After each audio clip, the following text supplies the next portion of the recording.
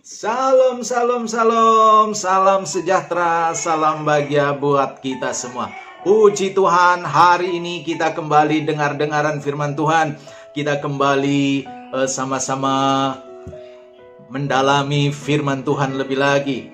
Bapak Ibu Saudara sekalian, sekarang kita hidup di hari-hari terakhir dari zaman akhir. Dan di hari-hari terakhir dari zaman akhir ini, yang namanya, ingat, yang namanya kepalsuan, yang namanya penyesatan, itu akan bekerja lebih dan lebih hebat lagi. Gereja Tuhan, umat Tuhan, ingat, akan menghadapi segala banyak kepalsuan, segala macam penyesatan demi penyesatan.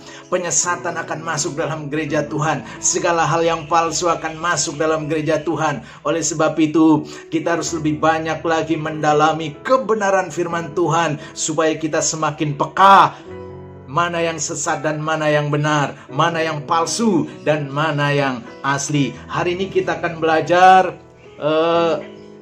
dari kitab Yudas. Kita tahu Yudas adalah salah satu dari murid Tuhan Yesus yang setia, yang luar biasa. Bukan Yudas Iskariot, tapi Yudas murid Tuhan Yesus yang lain. Saya akan bacakan dari kitab Yudas pasal yang pertama, dan memang kitab Yudas hanya ada satu pasal. Kita akan baca ayat yang ke-11. Demikian firman Tuhan.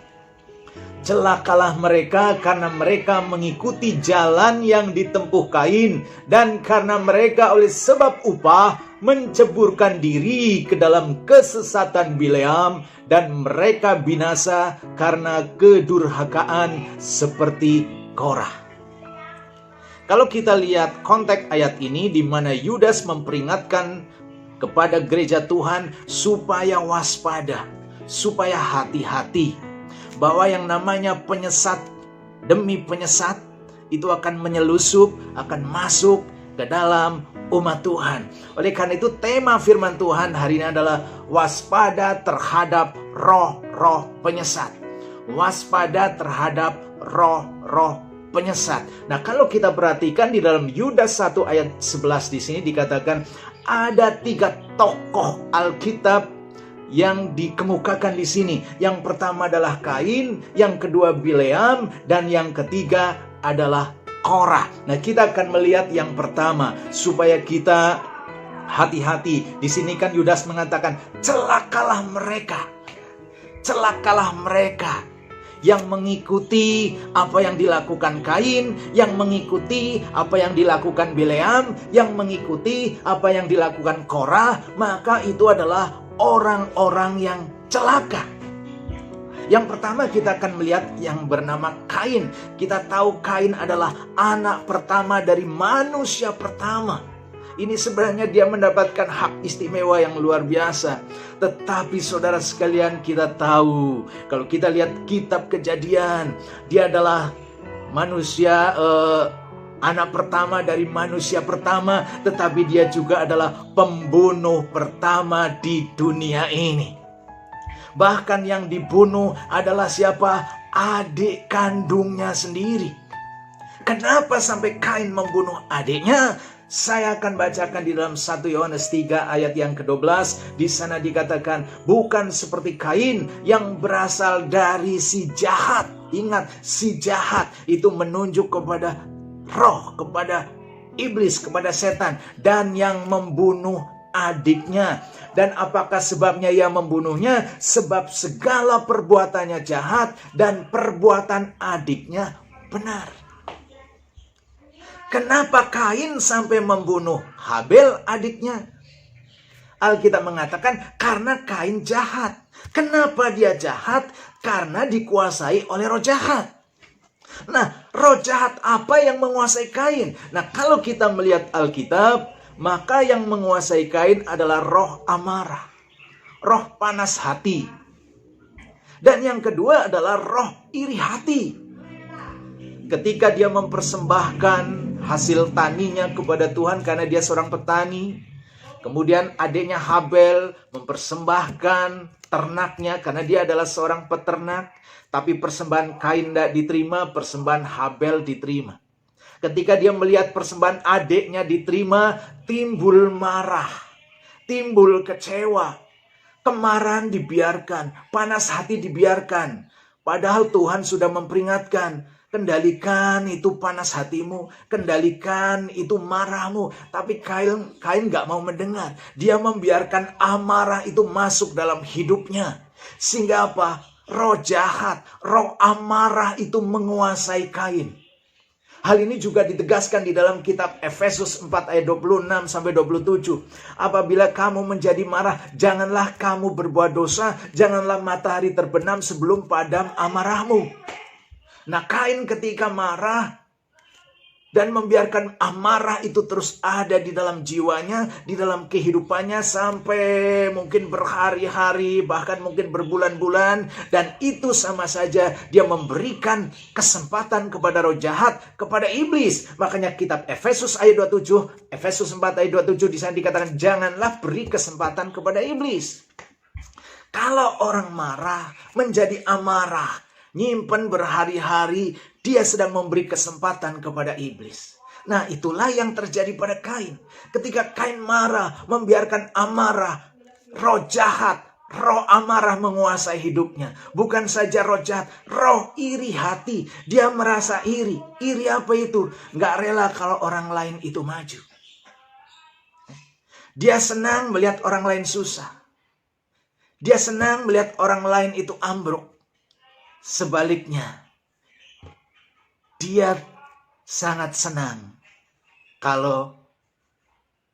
tidak senang kalau melihat orang lain maju. Dia sangat tidak senang kalau melihat orang lain itu berkembang. Habel, ketika persembahannya diterima oleh Tuhan, Kain gak senang. Itulah roh iri hati menguasai hidupnya. Seperti yang dikatakan oleh kitab Yakobus pasal 3 ayat 14-15 di sana dikatakan, jika kamu menaruh perasaan iri hati dan kamu mementingkan diri sendiri, janganlah kamu memegahkan diri dan janganlah berdusta melawan kebenaran. Itu bukanlah hikmat yang datang dari atas, tetapi dari dunia, dari nafsu manusia, dari setan-setan. Jadi yang namanya amarah, yang namanya iri hati, itu berasal dari setan. Itulah roh yang menguasai Kain. Dan roh ini, meskipun Kain sudah meninggal, tapi roh jahat ini masih terus bekerja di dalam siapa? Di dalam gereja Tuhan. Menyusup dalam gereja Tuhan. Bukankah banyak orang rasanya tidak rela kalau mungkin gereja tetangga semakin bertumbuh, semakin berkembang. Apalagi itu gereja beda denominasi. Satu denominasi aja. Rasanya nggak rela, iri. Apalagi beda denominasi, beda organisasi. Ingat ya, jangan sampai roh iri hati, roh amarah itu menguasai hidup kita. Kita justru belajar ketika melihat orang lain maju, kita ikut bersyukur. Melihat orang lain berkembang, kita ikut bersyukur. Bahkan sebisa mungkin kita belajar kepada mereka yang sudah maju dan berkembang. Itu yang pertama. Kain ya. Jangan sampai roh yang menguasai Kain, roh Kain saudara sekalian, ada di dalam gereja Tuhan, yaitu roh amarah, roh iri, dengki, dan biarlah ini kita tinggalkan dari kehidupan kita. Hal yang kedua yaitu apa? Kita akan baca masih dalam Yudas 1 ayat 11. Oleh sebab upah menceburkan diri ke dalam kesesatan Bileam. Hal yang kedua adalah roh penyesat itu adalah roh Bileam. Roh Bileam. Ini juga ditegaskan di dalam kitab Wahyu. Wahyu pasal 2 ayat 14 di sana dikatakan, tetapi aku mempunyai beberapa keberatan terhadap engkau. Di antaramu ada beberapa orang yang menganut ajaran Bileam. Bileamnya sudah mati. Tapi ajaran Bileam, saudara, itu terus ada, terus berkembang, terus menyesatkan di mana-mana. Orangnya sudah mati, tapi rohnya, ajarannya itu terus hidup. Apa ajaran Bileam? Ayat yang ke-14 tadi, Wahyu 2 ayat 14. Tetapi aku, kata Tuhan Yesus, mempunyai beberapa keberatan terhadap engkau. Di antaramu ada beberapa orang yang menganut ajaran Bileam, yang memberi nasihat kepada Balak untuk menyesatkan orang Israel supaya mereka makan persembahan berhala dan berbuat zina. Ini roh Bileam. Kita tahu siapa itu sebenarnya Bileam. Saya akan bacakan siapa itu Bileam yang terambil dari 2 Petrus 2 ayat 15 sampai 16. Oleh karena mereka telah meninggalkan jalan yang benar, maka tersesatlah mereka lalu mengikuti jalan Bileam anak Beor yang suka menerima upah. Ya, garis bawahi, yang suka menerima upah untuk perbuatan-perbuatan yang jahat. Ayat 16. Tetapi Bileam beroleh peringatan keras untuk kejahatannya, sebab keledai beban yang bisu berbicara dengan suara manusia dan mencegah kebebalan nabi itu. Luar biasa saudara sekalian, Bileam disebut sebagai nabi itu. Dengan kata lain, Bileam adalah seorang hamba Tuhan. Tetapi ternyata dia bukan hanya hamba Tuhan, dia juga merangkap hamba setan. Makanya dia dikenal juga sebagai seorang juru tenung, yaitu di dalam Yosua 13 ayat 22 di sana dikatakan, juga Bileam bin Beor, juru tenung itu. Juru tenung itu. Inilah roh Bileam, ya. Roh Bileam yang mencampurkan diri. Di satu sisi dia adalah hamba Tuhan, tapi di sisi lain dia adalah hamba setan. Tapi kenapa sampai dia akhirnya menjadi juru tenung si Bileam ini? Kenapa sampai akhirnya dia melakukan sesuatu yang jahat padahal dia adalah seorang hamba Tuhan? Di situ dikatakan yang suka menerima upah. Ya. Suka menerima upah. Artinya apa Bapak Ibu yang dikasih oleh Tuhan? Bileam adalah seorang hamba Tuhan, seorang nabi. Tapi demi upah, demi materi, demi uang, demi harta, dia mau melakukan sesuatu yang jahat di mata Tuhan. Apa? Tenung. Kita tahu bahwa Bileam itu disewa oleh Raja Balak dari Moab. Untuk apa? Mengutuk bangsa Israel. Tapi kutuknya diubah sama Tuhan menjadi berkat. Kutuk nggak mempan sama terhadap bangsa Israel. Lalu Bileam memberikan nasihat. Waduh, ini Israel nggak mempan sama kutuk. Tapi ada cara lain untuk menghancurkan bangsa Israel. Dengan cara apa? Kasih perempuan. Kasih wanita. Ini juga hati-hati Bapak Ibu Saudara sekalian ya. Yang namanya umat Tuhan, hamba Tuhan, tidak ada yang kebal terhadap yang namanya lawan jenis. Tidak ada yang kebal terhadap yang namanya dosa persinahan. Jadi Bileam menasehatkan dan memberi saran kepada Balak. Israel nggak mempan sama kutuk. Tapi Israel bisa ditaklukkan dengan apa? Dengan wanita, dengan perempuan. Maka saudara sekalian, Balak mencari banyak wanita untuk menghadapi bangsa Israel dan berhasil. Akhirnya apa yang terjadi Bapak Ibu yang dikasih oleh Tuhan? Ketika banyak perempuan dihadapkan kepada orang-orang Israel, banyak yang terjerat di dalamnya.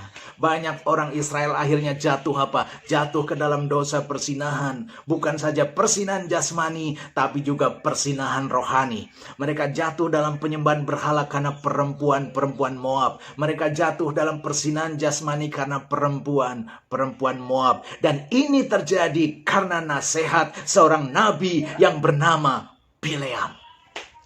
Jadi roh Bileam apa? Di sini kita melihat ada roh tenung, ada roh cinta akan uang, roh mamon.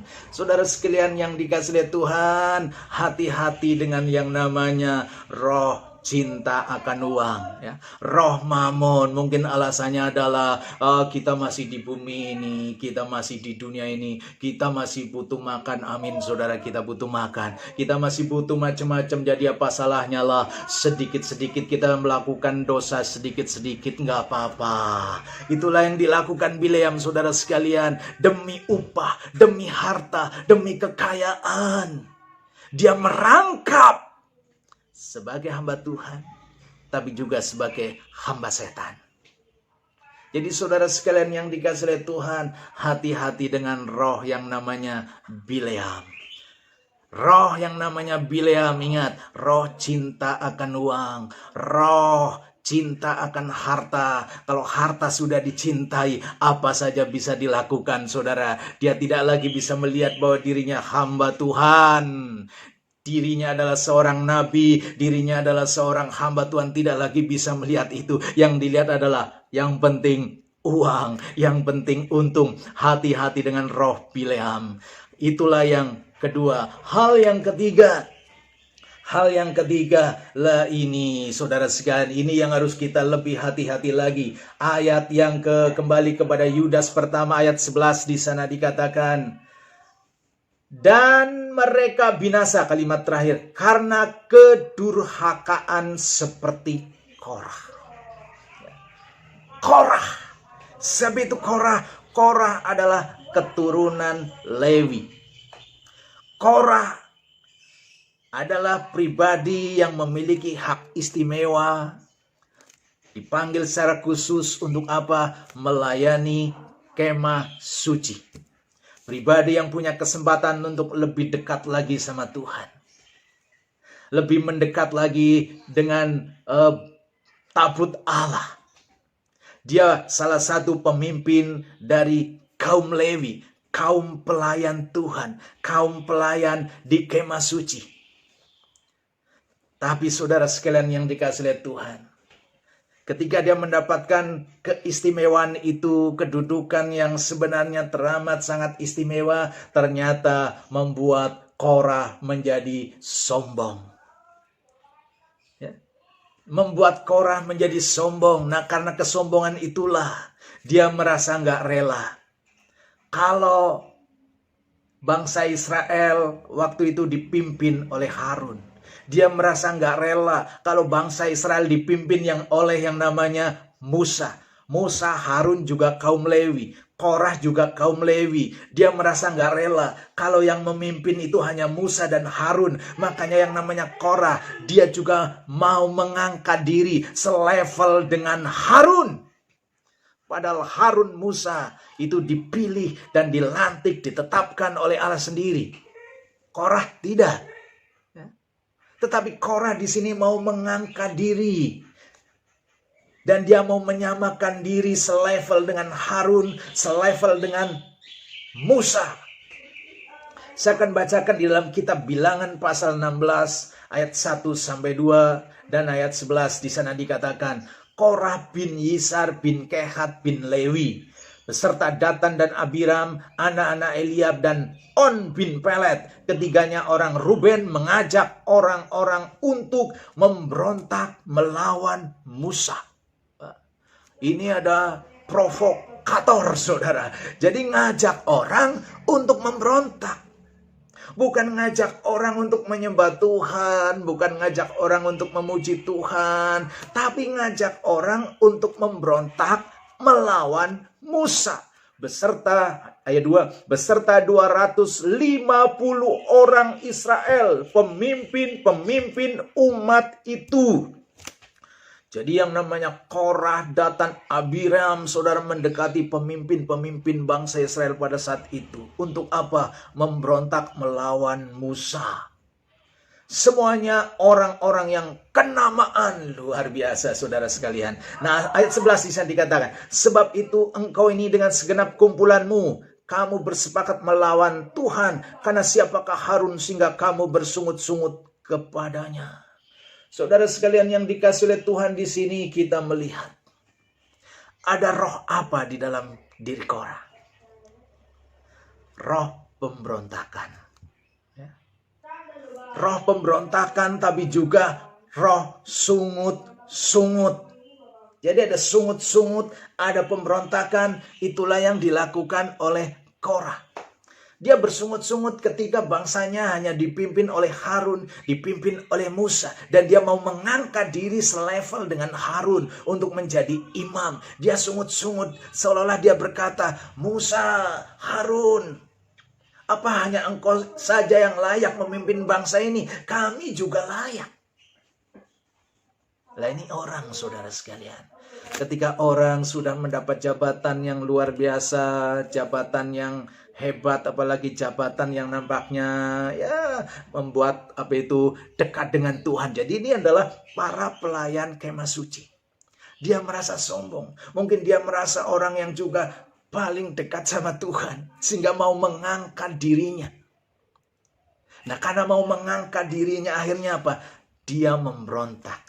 Dia melawan, saudara sekalian. Dia melawan Musa.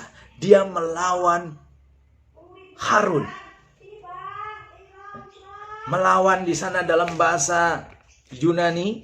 Dalam bahasa Yunani di sana memakai kata antilogia. Anti berarti melawan. Logia itu perkataan. Artinya dia melawan Musa, melawan Harun dengan perkataannya.